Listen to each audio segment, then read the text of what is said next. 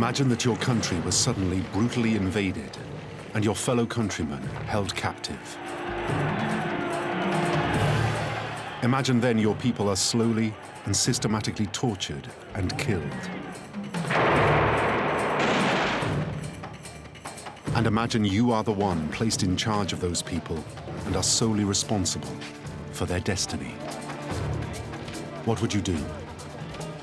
Would you fight and die a swift, heroic death? Or would you negotiate and attempt to keep your people alive as long as humanly possible? Deutschland ist stolzer Freude! That was the terrifying dilemma facing this man, Mordechai Chaim Rumkowski. Rumkowski ran one of the biggest Jewish ghettos in Poland during World War II. Time and again, he was asked to hand over his own people for deportation to the death camps. But Rumkowski believed that by cooperating with the Germans, he might be able to save at least some of his people.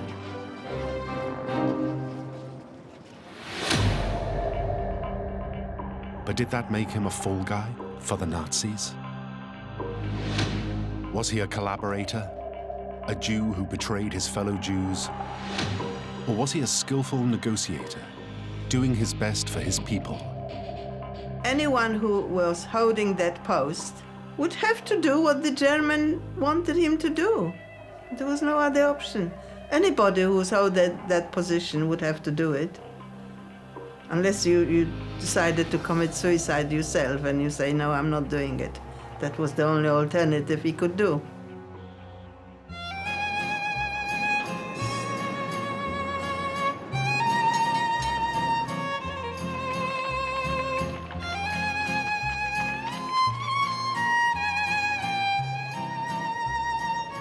In Poland in the 1930s, the city of Łódź had one of the biggest Jewish communities in Europe. One of its leading citizens was Mordechai Chaim Rumkowski.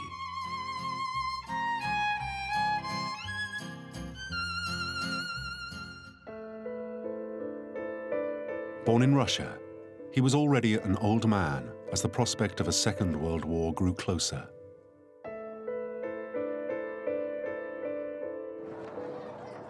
By the late 1930s, he had become the director of the largest orphanage in the city. It was considered one of the best and most enlightened in Poland.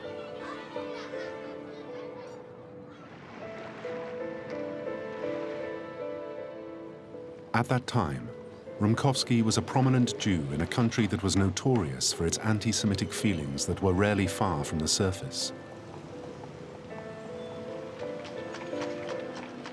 He'd managed to negotiate the best deal for his orphanage, and it was a skill that he thought he could use for a new challenge that would be the greatest of his life.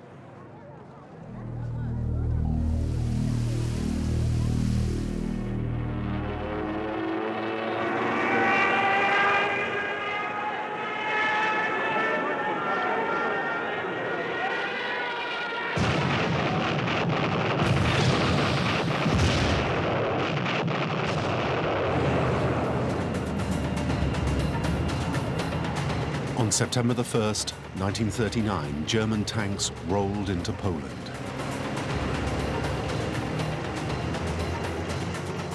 It was the beginning of World War II.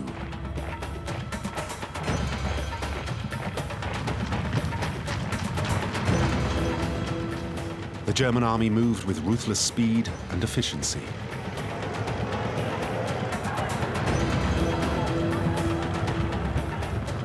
Polish resistance crumbled. Within weeks, the entire country had been overwhelmed.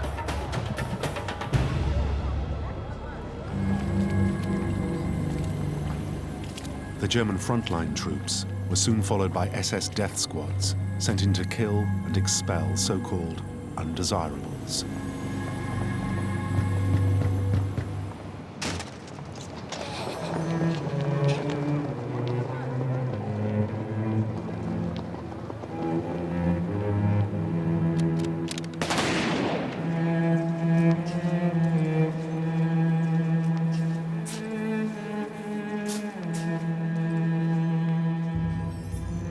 once large Jewish communities felt the effects immediately. Jewish cultural and social institutions were abolished.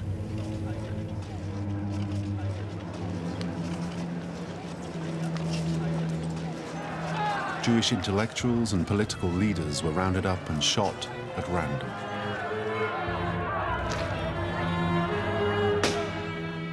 The entire western half of Poland had been earmarked for annexation to Greater Germany.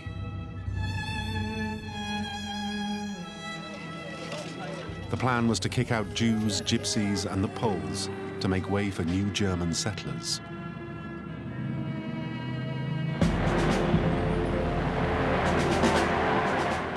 Just a week after the invasion of Poland, the Nazis stormed into Rumkowski's hometown of Łódź.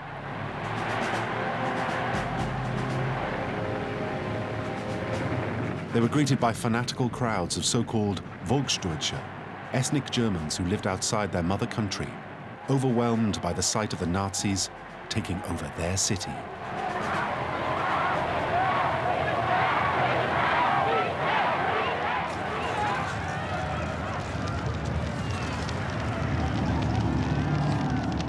For the Jewish population of Łódź, it was a very different story. Attacks on them by the Nazis began almost immediately. The 4 main synagogues were burnt to the ground. Those Jews who could get out of the city did.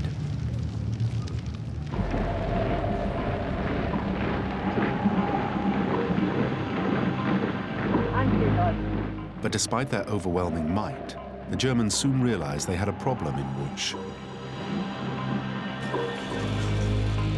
There were simply too many Jews to be dealt with in the short term.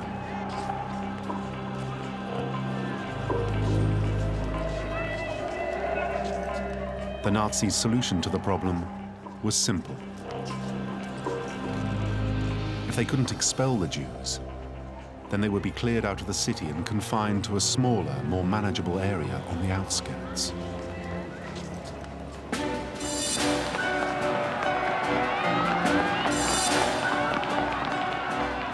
In the early months of 1940, the Jews of Łódź were violently evicted from their homes and moved to a slum area of the city's old town.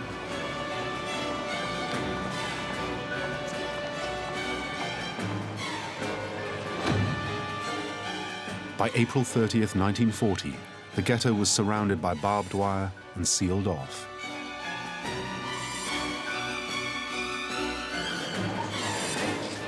Jews were forbidden to leave, outsiders were forbidden to enter.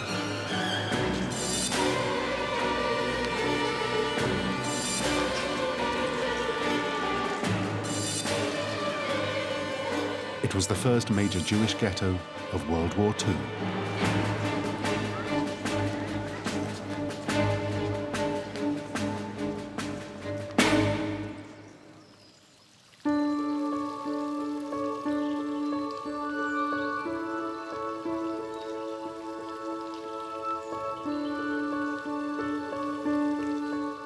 Helen Aronson is 84 and lives on her own in a quiet and secluded part of the country, just north of London.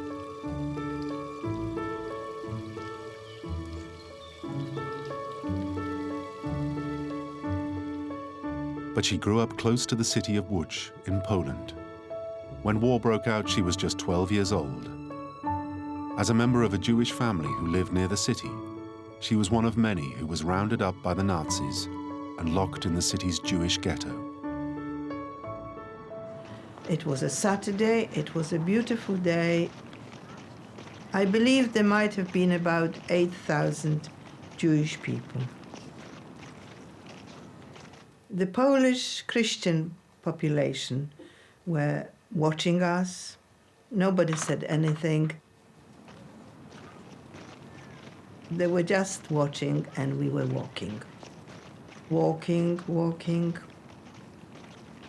I held on to my mother and my brother. There were German soldiers with dogs. We just didn't know what is going to happen. After about an hour or so, we eventually arrived to Łódź Ghetto.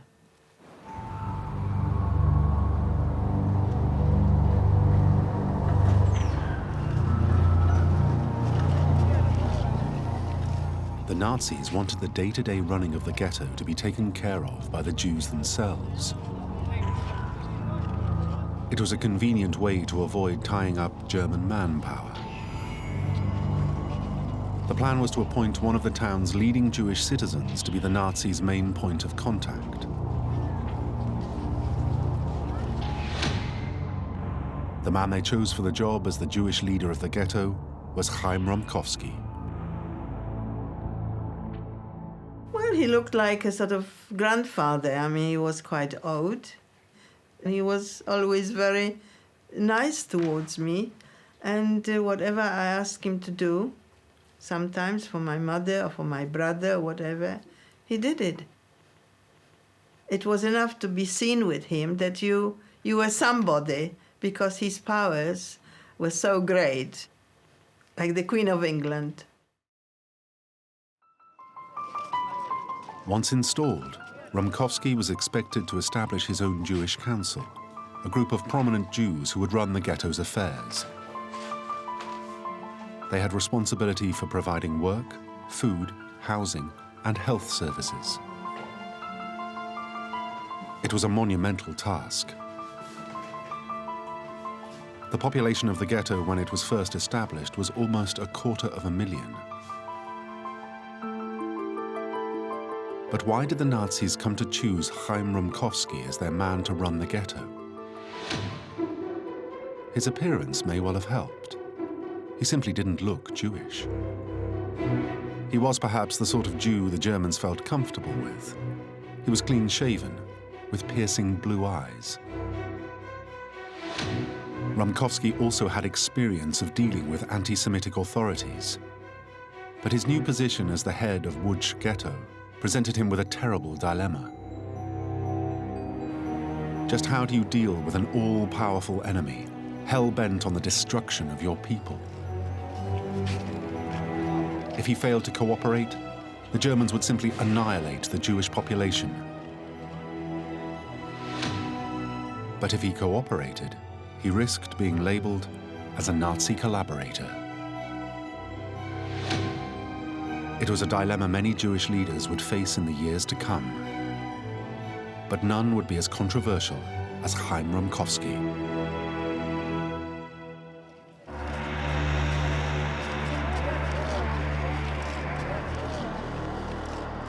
The conditions in the ghetto provided a severe test of Rumkowski's organizational abilities.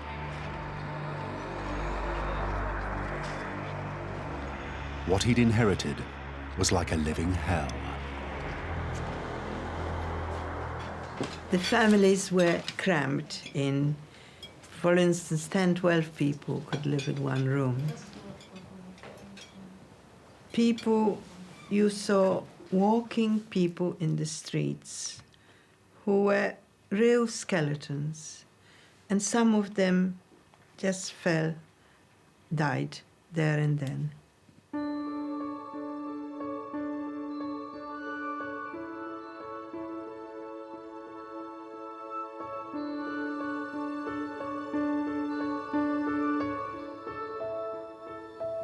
There were people collecting the dead bodies.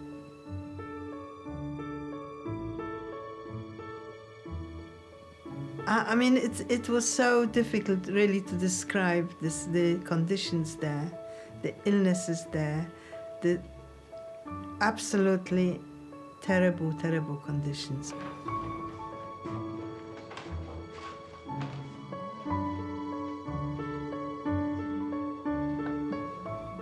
New arrivals used to arrive, people from various parts of Europe, Czechoslovakia and Germany. They were told they're going for a holiday. People used to arrive in beautiful clothes, ladies in fur coats and hats and handbags, and suddenly they were faced with this place with walking skeletons and dying people in the street and no food at all and terrible conditions. And I'm afraid that these people, because they were not so resilient, were dying very, very quickly.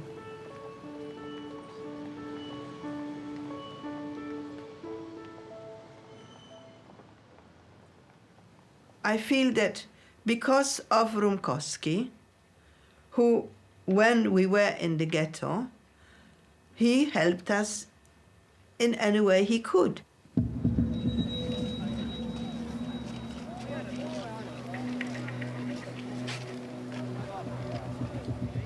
Although pledging his help to those inside the ghetto, the problem Rumkowski faced was that the Germans had made it quite clear they had no interest in keeping the Jews alive.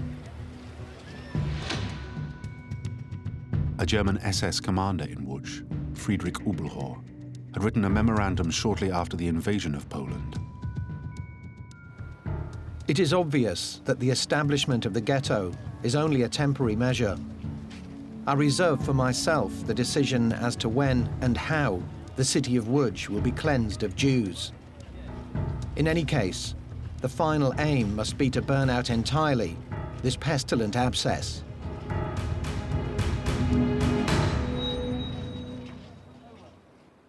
If the Jews of Łódź were to have any chance of surviving, Rumkowski desperately needed a plan.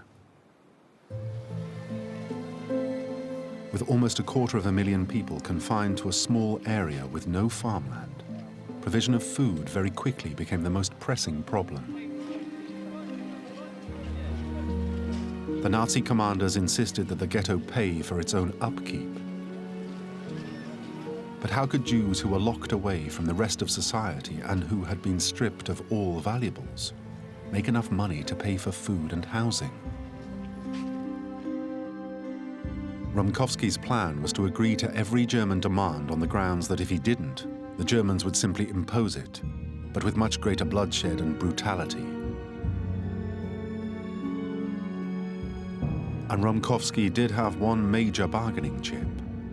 He could tap into what he called a gold currency of the highest caliber, that is, the labor of Jewish hands. He set out to turn the ghetto into a huge work camp. Rumkowski wanted to make it indispensable, a cheap and lucrative source of supplies for the Nazi war machine.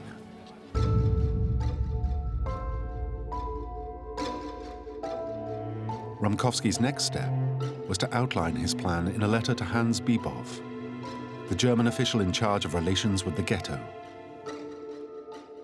There are in the ghetto 20,000 skilled workers. I could organize matters so that work would be done inside the ghetto, and the workers would turn the finished product over to the authorities.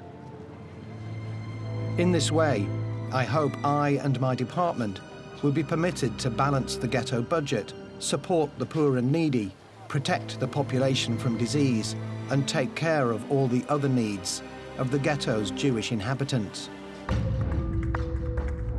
His plan worked. Biebow was sympathetic to Rumkowski's suggestion. A cheap and controllable source of goods would not only help the German war machine, it might even further his own career. Rumkowski now began to put his master plan into action. During late 1940, new factories were set up in the ghetto. They included tailors, shoemakers, carpentry workshops, and metalworks. The ghetto's biggest customer was the German military, which was supplied with uniforms, boots, backpacks, and even munitions.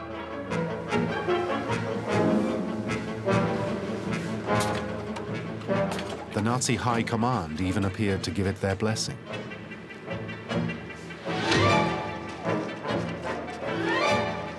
In 1941, SS Commander Heinrich Himmler inspected the ghetto.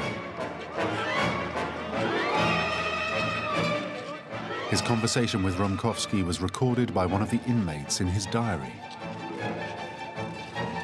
"How are you doing here?" asked Himmler. "Not badly, I think. I'm doing everything so that the ghetto will work more and work better.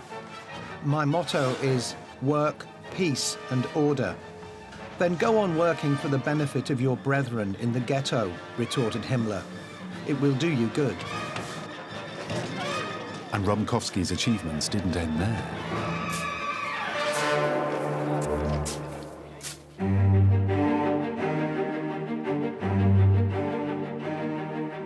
In his position as head of the ghetto, Chaim Rumkowski was effectively given a free hand to run it the way he wanted.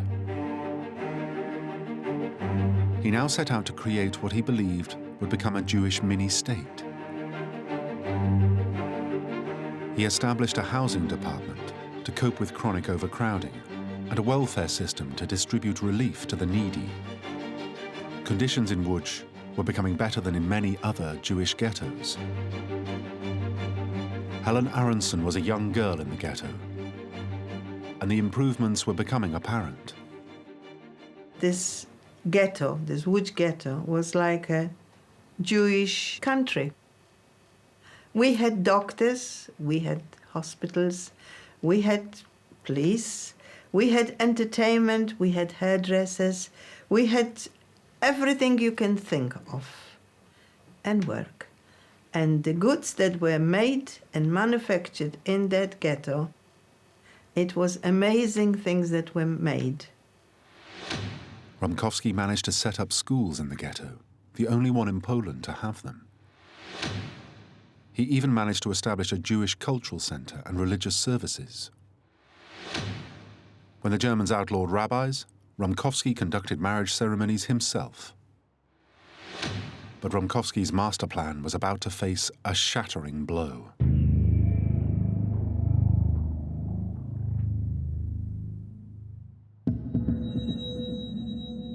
When Rumkowski had negotiated his pact with the Germans to sell the products of the ghetto for food, there had been no mention of price. He now found the Nazis held all the cards. They controlled the price of the raw materials brought into the ghetto, and they controlled the quantity of food that was given to the Jews in exchange.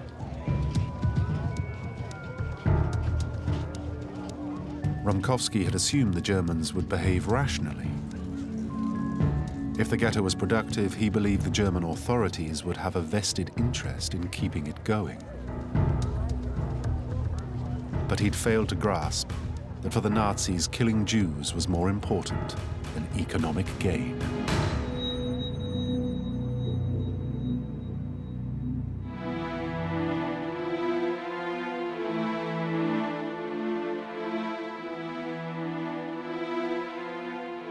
The Germans made sure the food supply was never enough, and what food did arrive was often spoiled. Rumkowski himself imposed food rationing to make it stretch, but it often fell below subsistence level. For all his efforts, increasing numbers of the ghetto's residents died of starvation. The rations were so small. I know families, friends of mine, that piece of bread or whatever they got for the week, they used to lock it. Everyone had their lock and key because people were stealing from each other.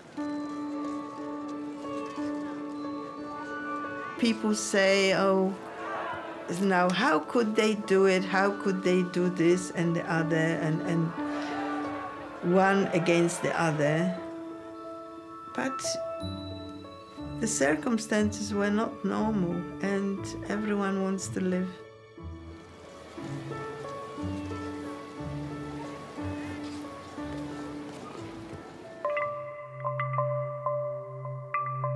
For Rumkowski, problems were starting to mount.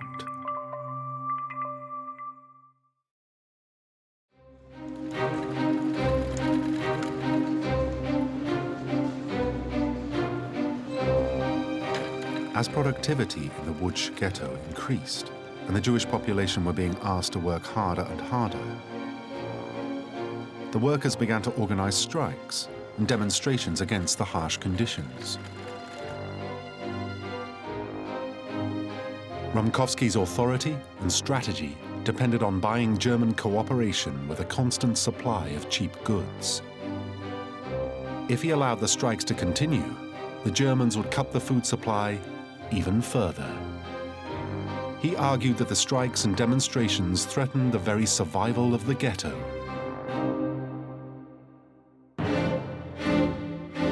At one workers' rally, he announced, "Strikers are criminals. I'll act like a dictator. I'll stamp them out, them and their families. I'll arrest them and send them to labor camps." But opposition continued.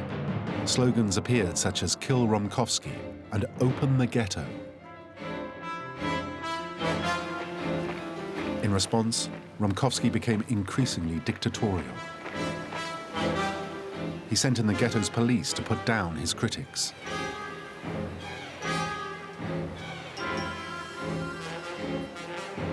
He used his control of the food supply to impose his will further. Those who agreed to work ate. Those who didn't were left to starve. He went on to tell the strikers, "My motto is work, something that could keep us alive. And you didn't want to build, but to disrupt. In order to save the ghetto, I am forced to act decisively, like a surgeon who cuts off a limb so the heart won't stop beating."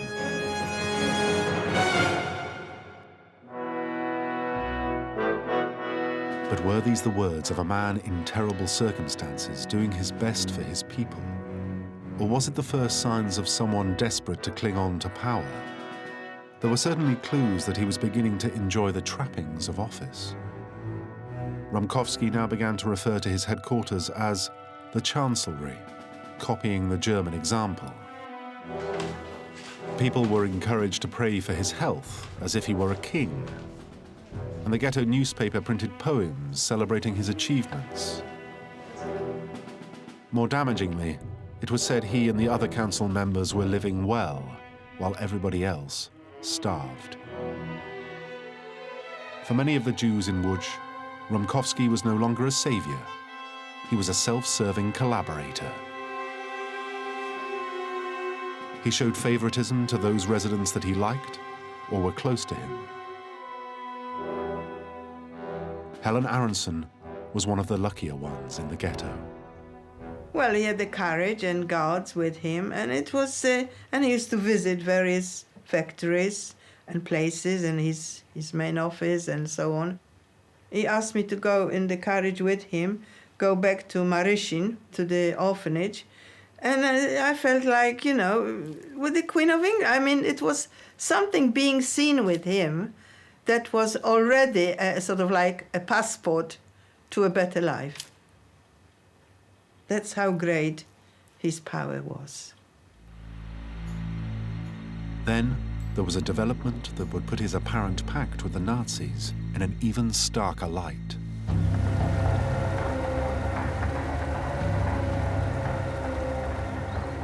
In January 1942, the Nazi leadership met here at Wannsee in the suburbs of Berlin. They gathered to debate what was termed the final solution to the Jewish problem. What exactly was to be the fate of the millions of Jews that the Nazis had rounded up and imprisoned?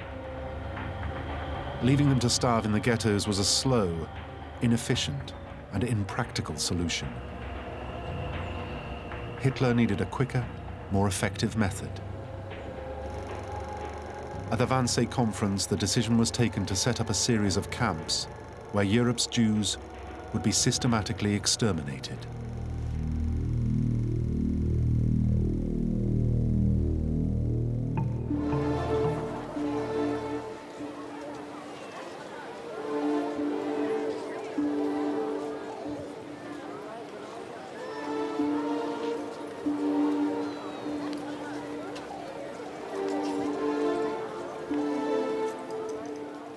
The first signs of the new policy reached the Jews in Łódź almost immediately.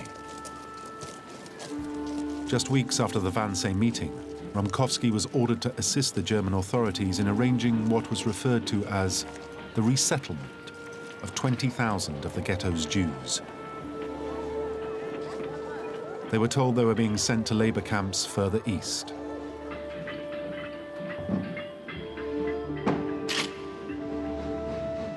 Rumkowski negotiated with the German leadership in Łódź to halve the number of Jews that were to be sent away. But in the long run, it made little difference. Throughout the spring and summer of 1942, one deportation followed another. Thousands and thousands of the ghetto's Jews were simply rounded up, taken to a nearby train depot, and forced into goods wagons.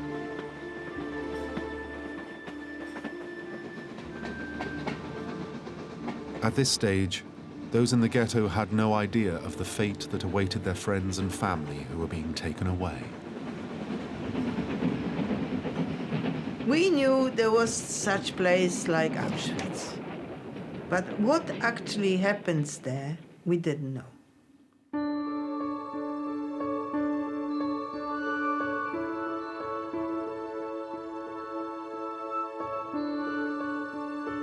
Sometimes people left little bits of papers in the wagons to say, don't follow us.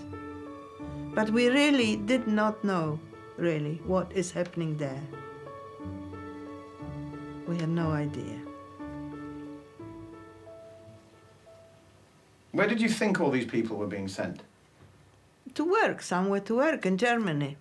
That's what we were sort of told, that we're going to work in Germany.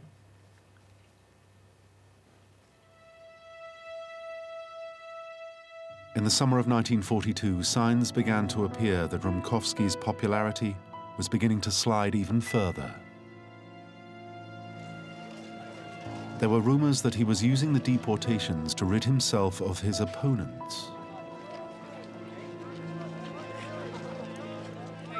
In early September, the Germans, assisted by Rumkowski's ghetto police, began to get rid of anyone who was thought to be a drain on the ghetto's resources.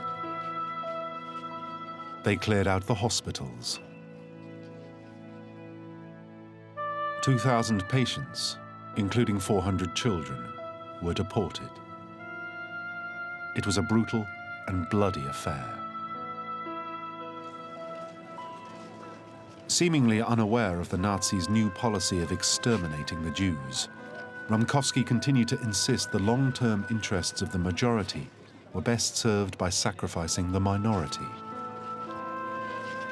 But was he really ignorant of what was going on? Huge numbers of Jews were being deported during that summer of 1942. In Warsaw, 300,000 were sent to the concentration camps. At the same time, 50,000 Jews were sent from the Łódź Ghetto. Some believe Rumkowski must have known the terrible fate that awaited his people. I think so. I think so by that. I think so. I think so. Well, nobody came back from all these transport that were sent, and I'm sure that he knew what was happening in Auschwitz. I'm sure he knew.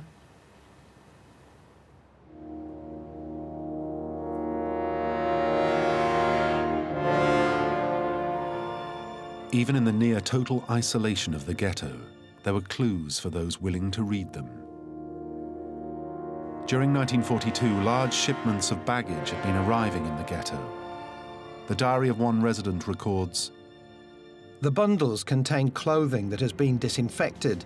Nearly all the jackets bear traces of having been cut along the seams.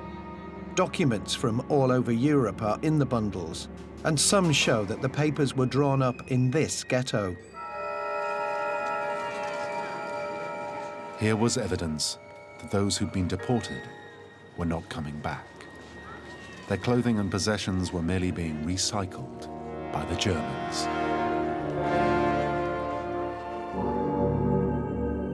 Then, in September 1942, the Nazis made a new demand. It was more distressing than anything that had gone before.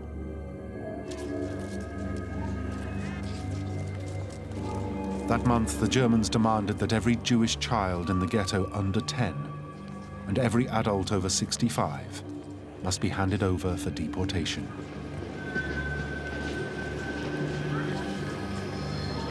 Even though Rumkowski had worked closely with children running the main orphanage in Łódź, he still cooperated. He then made one of the most appalling and dramatic speeches of World War II. From the language he uses, it seems clear that Rumkowski knew what the fate of the children and the elderly would be. A grievous blow has struck the ghetto. They are asking us to give up the best we possess, the children and the elderly. I never imagined I would be forced to deliver this sacrifice to the altar with my own hands. In my old age, I must stretch out my hands and beg, brothers and sisters, hand them over to me.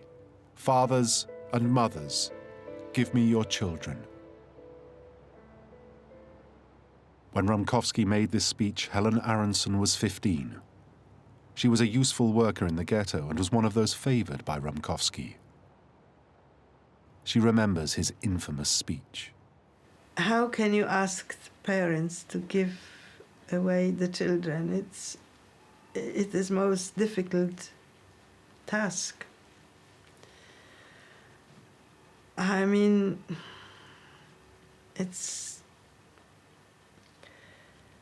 I don't know how he could do it, quite frankly. Maybe it would be better if they just came and took the children without the speech, because it must have been really, really difficult for the parents who had to do it.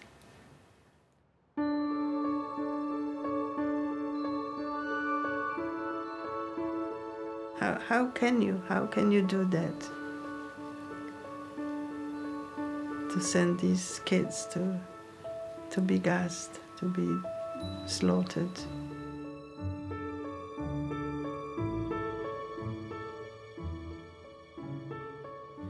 I don't know how he did it.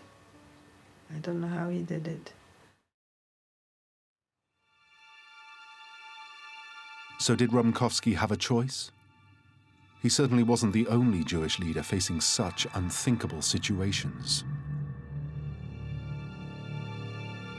Other leaders across Poland faced similar demands, but some of them responded very differently.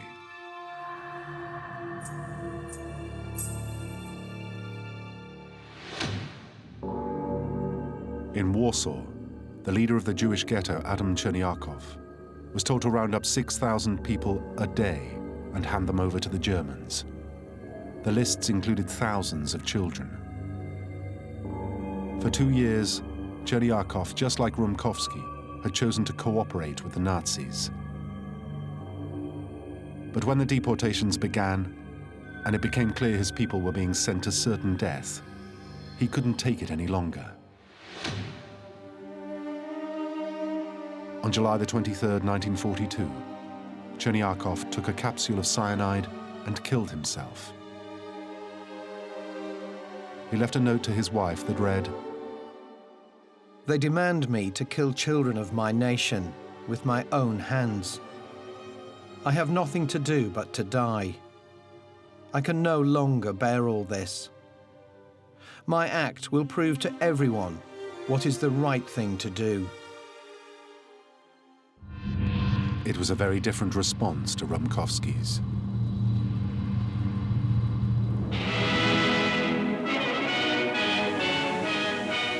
The United Nations have bridged the English Channel. On June the 6th, 1944, a date indelibly written in the annals of history by the armed forces of the free world, the fighting men of Britain, the Empire, and America embarked on the greatest amphibious operation ever undertaken. In the summer of 1944, the tide of the war turned decisively against the Germans.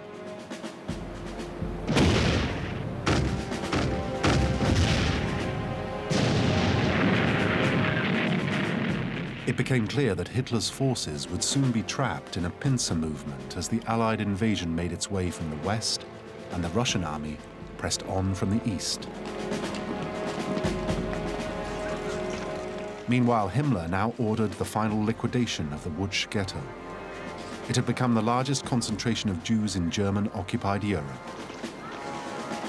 Once again, Rumkowski cooperated. In August 1944, he told the people of the ghetto, "Jews of the ghetto, come to your senses. Volunteer for the transports." As the remaining Jews were herded out of the ghetto, the German authorities made 750 of them stay behind. Hanging on to her privileged position in the ghetto, Helen Aronson was one of that group. The reason why we were left in the ghetto was to clean out all the houses and flats of the people who used to live there and take all the possessions and segregate them so that they all can be useful and be sent to Germany. For instance, bedding, linen, crockery, cutlery, furniture, clothing, and everything bring out into the streets in a pile. Afterwards, lorries used to arrive and collect all these things, and everything was taken to Germany and made into money. And that was our job to do, and that's why we were left behind to do this work. All of us had some poison with us, and we knew that we are here for a short time to do a job for them, for the German government, and when we finish the job, our fate will be exactly the same as all the others. We follow all the others, and we thought when the worst comes to the worst, we know what to do. The clean-up operation of the ghetto went on into January 1945.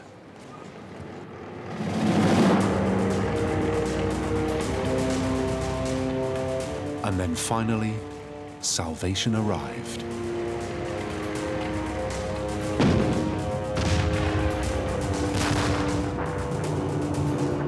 The Russians had advanced quickly and were now on the outskirts of the city. Fearing for their lives at the hands of the Germans, Helen and her family hid in the cellar of one of the houses in the ghetto. We stayed in that place for quite a few days. We could not survive for a long time there because we had no facilities and not much air. Every so often, my brother very anxiously opened that little floorboard to look out. We couldn't see anything, we couldn't hear anything, all quiet.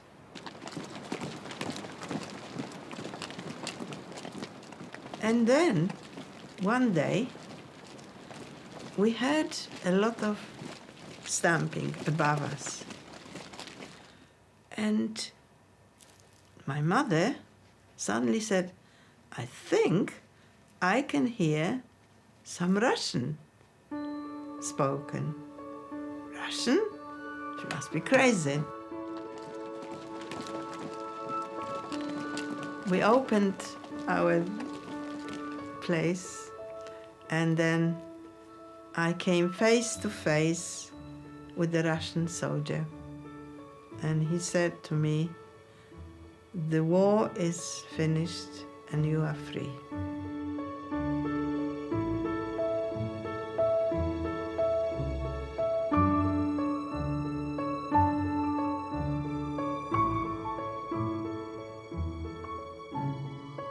This was taken in January 1945, when I was liberated in the camp, showing this group of people and one man playing accordion.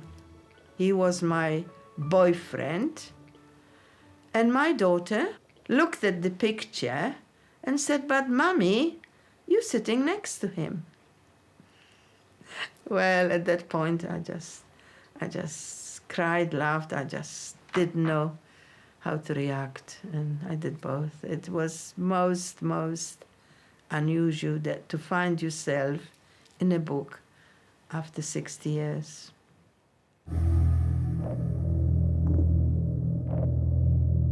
But what of Chaim Rumkowski? Some historians believe that he and his wife volunteered for resettlement and boarded a train bound for Auschwitz with others from the ghetto. One eyewitness described Rumkowski's arrival. Rumkowski didn't know what was happening. He turned to me and asked, "What goes on here? Can't you smell? Can't you see the fire?" I replied, anger and revenge in my voice for what he'd done to my friends. "Where am I?" he asks. "Auschwitz." "Oh my God," he says, smacking his forehead with his palm. But was that really his fate? Was he gassed at Auschwitz? There is, however, another possibility. I heard that he was sent with all his family. That was the last transport going from Łódź Ghetto to Auschwitz. And I'm not quite sure, but the rumors were that he was actually killed by the Jews and not when he arrived there, and not by the German. But I don't know. I'm afraid I don't know. So what are we to make of a man who willingly sent his own people to the Nazi concentration camps? Clearly, many view Rumkowski as a collaborator. But it's not a simple picture. Łódź was not just the best-run ghetto, it was also the longest surviving. And even though the numbers are small, 750 people survived. Some of those put that survival down to one thing: the fact that Rumkowski managed to keep them in the ghetto for so long. I don't think him as a collaborator. Anyone who was holding that post would have to do what the German wanted him to do. There was no other option, because if he didn't do it, if he didn't deliver the people, the German would come into the ghetto and do it themselves.